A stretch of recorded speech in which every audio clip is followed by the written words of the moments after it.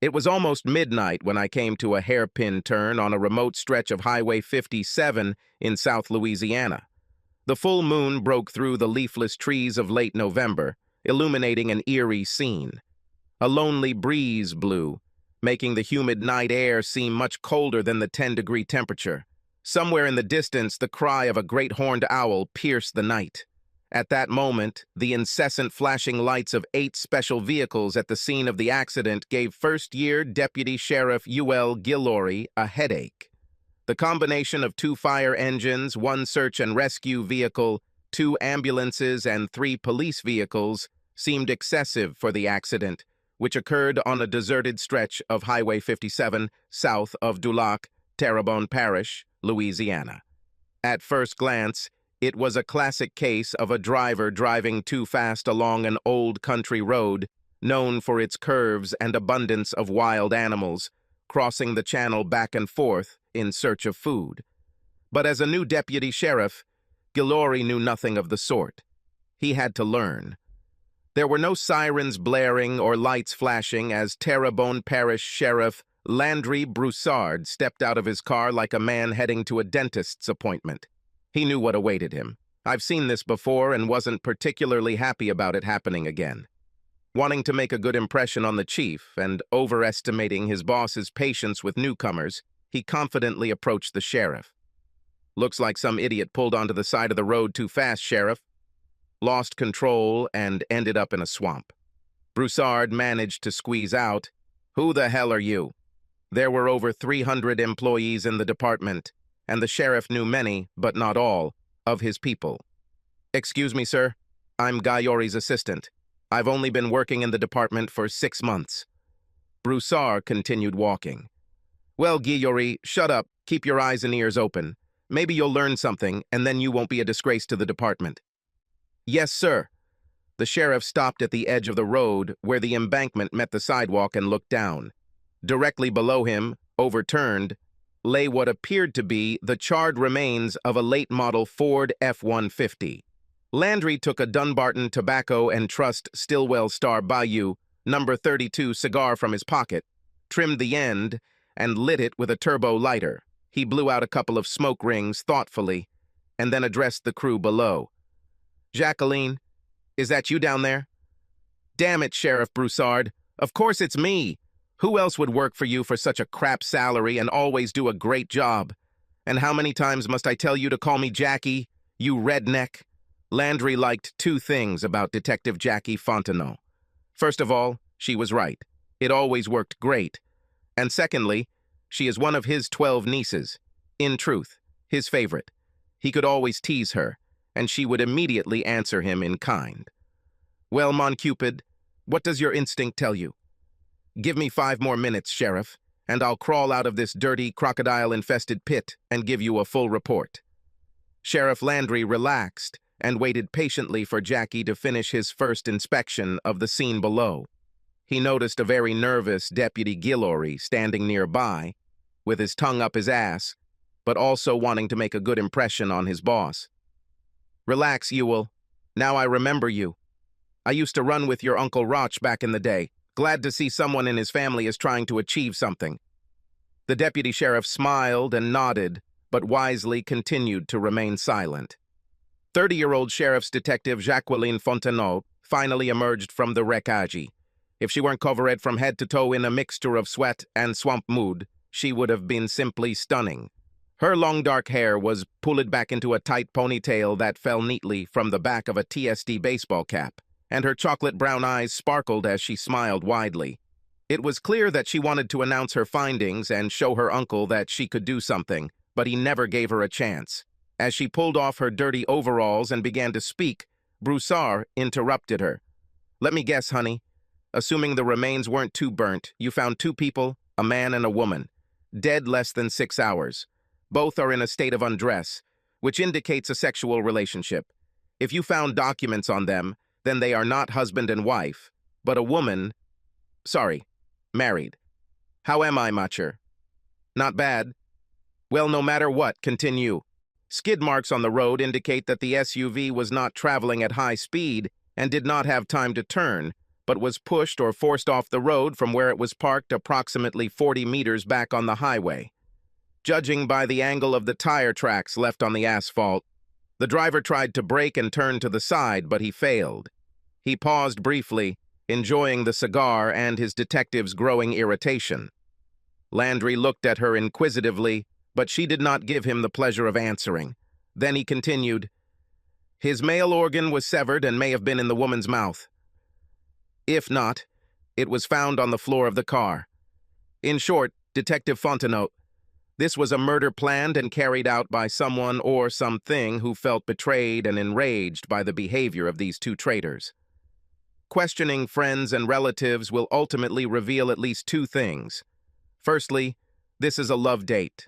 The wife left her loving husband into the arms of her lover. As I said, a man could either be married or not, but in any case he was also a cheater, a man who had sexual intercourse with a married woman and did not care at all who suffered as a result of it. Was he wearing a wedding ring? Yes. In this case, it turns out that neither spouse will be convicted of involvement in the crime. Both will have a solid alibi and will be shocked to learn about this event. The same can be said for relatives or friends who may have known about the victim's betrayal of his marital vows. This case will never be solved. Am I guessing right, ma chère?" Jackie did not answer for a moment, rather looked away, as if trying to remember some name or place. When she finally answered, she seemed unable to believe her words. "Pour défendre Félix Bonvillain. Only if you believe in legends, ma chère. And into history," Jackie added. At this moment, the newly minted deputy sheriff succumbed to curiosity and spoke. "Excuse me, sheriff, but what is all this for? Who is Félix Bonvillain, and what is this legend?" "Well, my boy, let me tell you a story. Félix Bonvillain was born just after the end of the Civil War into a wealthy plantation family in our parish. By all accounts, he was hardworking and pious, one of the first and only people to help former slaves.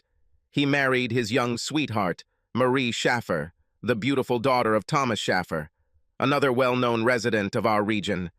She seemed to fall in love with him and bore him two strong sons. However, 15 years after marriage, Félix discovered that his wife was not faithful to him. According to some reports, she dated a local Mazuric named Alphonse Robichaud, who was rumored to have slept with several young wives in 2 or 3 parishes. But his corruption of married representatives of the fairer sex has never been proven. The story goes that Félix, a kind and generous man, did not want to be made a fool of. Therefore, he patiently hatched plans, watched and waited until he found a couple in the backseat of Alphonse's car, naked and passionately indulging in sexual pleasures. In a rage, the offended husband pulled out a saber and deprived Monsieur Robichaud of his genitals, after which he killed both of them and fed them to the swamp. As they say, Félix took revenge, but was never able to recover from the betrayal of his love. They say that he went crazy, left his home, and wandered through the swamp until his death. But, Deputy Galori intervened, what does that have to do with this situation? Even if these two were traitors, Bonvillain has been dead for almost 100 years. At this point, Detective Fontenot took over the case. Yes, but they say that to this day Félix's ghost does not find peace. He roams the roads and gateways of our beloved parish, searching for and punishing everyone who broke their vows and treacherously betrayed their marriage. "This is absurd," answered the naive assistant. "Really, Bullet?" The sheriff objected. "You don't know anything about this story. 1938, Delphine Bordeaux and John Dumont. 1951, Helena Léger and Herbert Comeo. 1984, Sabine Arbor and Aymeric Rivet. 2001, Ursule Patry and Alban Flan. They were all found dead just like our couple tonight," Jackie continued. "Everyone cheated on their spouses and everyone was avenged by the ghost of Félix Bonvillain, a faithful follower of Anthony of Padua. Both the sheriff and the detective crossed themselves. The patron saint of lost loves," concluded Broussard. 4 hours earlier, Babette Babe Sebastienne was naked except for her skirt riding up on her hips and her lavender panties hanging loosely over her left ankle. Gus Auten, in turn, gave his best. Babe and Gus had been intimate for more than 6 months, having committed adultery for the first time outside the local high school, where Gus worked as the athletic director and Babe taught 9th grade math. For several months now, they have been having sex behind their spouses' backs and sincerely believe that they will never be caught. The first attempt occurred in the evening when Babe was furious with her husband Luke for not waiting for her to get home before taking the children to the local park. Luke called her on her cell phone several times, but she ignored him, checking her latest work for the week. When she finally listened to his message, she realized that she had failed. "Cher, I took the children to the park. Since there was only an hour left before sunset, we promised them that we would go together. But since you are not answering your calls again, I will lead them alone. Meet me there if you have time. All 3 of us will be glad if you join us." Babe knew she was wrong, but she was a stubborn and proud woman who did not want to be pushed around by her loving husband. Luke, in turn, adored her, perhaps even too much, rarely putting her in her place when she was wrong. As a result, she always found a way to blame him and justify her immature behavior. As she stomped through the empty parking lot to her car, she noticed Gus leaving the gym. He, like all the other heterosexual teachers at the school, secretly lusted after the young mother of 2. She was fit, curvaceous, had a quick mind, and enjoyed making fun of her colleagues. She turned them on, but only to a certain point, until she abandoned them. As Gus approached, he could almost see smoke coming out of her ears as she muttered, "The bastard is trying to make me look bad in front of the kids. No sex with him for a week." Gus, who was no stranger to marital disputes with his fiancée, decided to make his move. Acting like an understanding friend, he persuaded her for about 30 minutes until she climbed into his pickup truck, which he immediately drove to a secluded place behind the school. To his utter delight, they started having sex like rabbits almost immediately after he parked the car. She told him that this was a one-time event, that she was just angry with her husband, and she needed to let off steam. Gus didn't argue or suggest otherwise. He just watched and waited. I knew that once she tried it, she would come back for more. 2 weeks later, his assumption was confirmed. Early one Saturday morning, she appeared in his office. He mentioned that he likes to work without interruption when the school grounds and buildings are empty. When she left, she was afraid that her ass, where he spanked her, would still show his handprints later, so she made a mental note to be careful with how she undressed that evening. Luke didn't notice anything. When she got into bed, it was already dark. From then on, Gus and Babe had sex at least twice a week. The evening of their death was their second session in a week. Gus's wife, Nola, took the children to her parents' home in Baton Rouge for the weekend. Luke was fishing and Babe's children were with her parents. After the first round, they were both enjoying the second when they both thought they heard a whisper in the dark. "The cheaters must pay. The cheaters must pay. The cheaters must pay." Babe sat up slightly, pressing herself closer to her lover. "What was it?" she whispered. He was silent for a moment, but then smiled lustfully. "Nothing, ma chère, please continue." Babe hesitated for a moment, but then obeyed. And suddenly, this time a little louder, a voice full of poison and rage broke the silence. "Cheaters must pay." Confused and worried, Gus started the car, put it in gear, and was starting to drive away when his voice gained strength. Somehow, without touching the gear shift, the SUV shifted into neutral and lurched forward. Babe tried to scream for Gus to let her go, but she couldn't say anything. Gus, in turn, tried to grab the steering wheel and steer the truck to the side, but his hands were locked and could not move.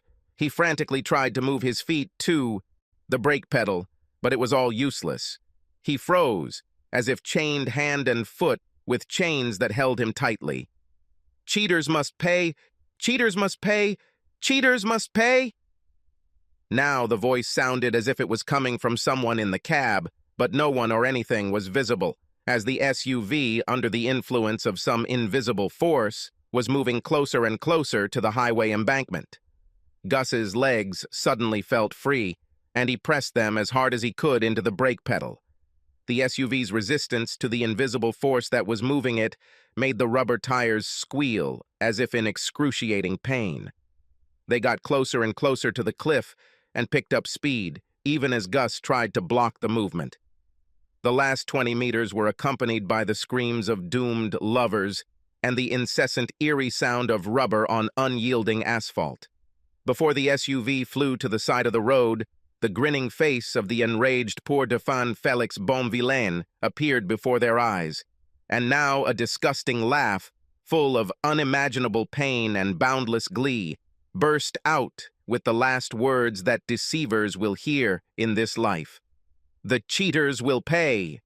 The SUV went over a low curb, crashed into the rocks below, and burst into flames. The brazen traitors to love met their terrible and screaming as they were engulfed in flames. Please like and subscribe to the channel and you will never be cheated on.